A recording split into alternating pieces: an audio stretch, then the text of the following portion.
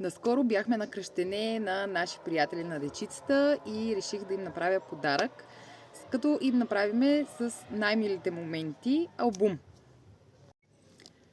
Направих поръчката преди точно 2 дни и албума е вече тук. А фирмата, от която е Aesthetic Print.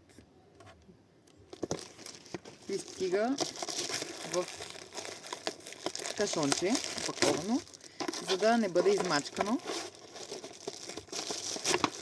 Само да го отворя.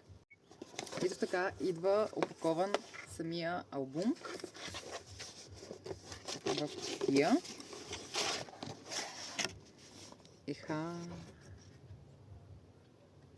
Много е красиво. Не очаквах и да е така реалистично и да е толкова голям самия албум. Само един момент. Размера на албума е 20 на 30, мисля, че беше. Като можете да си добавяте страници, аз още не мога да му се нарадвам, даже не знам как ще го дам.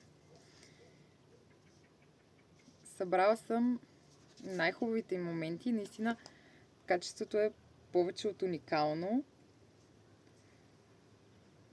Първо аз ще го видя.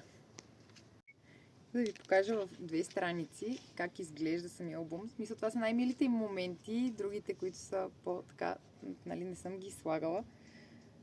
Но наистина качеството е уникално. Самата хартия е повече от уникална. Ето тук мога да ви покажа още малко. Даже не знам. Ето така. Така се виждат. Страхотно просто. Мисля, че тя много ще се зарадва. За съжаление ще го види и преди това. Но мисля, че ще се зарадват още повече, когато им го подаря.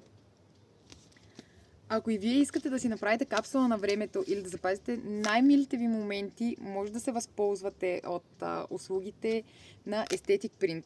Наистина качеството си заслужава, цената си заслужава.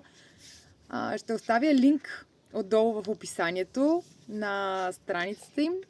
Също така ще ви оставя и промокод, с който можете да се възползвате от 10% допълнително на вашите поръчки, съответно да намалите от цената си. И пак казвам, няма да съжалявате. Има страшно много дизайни, има опция да си добавите страници, ако не ви харесва това, че примерно е с по-малко страници, може да си добавите колкото искате. Наистина съм очарована от качеството на Aesthetic Print и няма да съжалявате. В смисъл, погледнете. Това е 20 на 30 албум с мека корица. Погледнете. Можете да си добавите колкото страници искате, да нагласите снимките както си поискате, фона който искате, дизайна който искате, дори можете и собствен дизайн да си направите.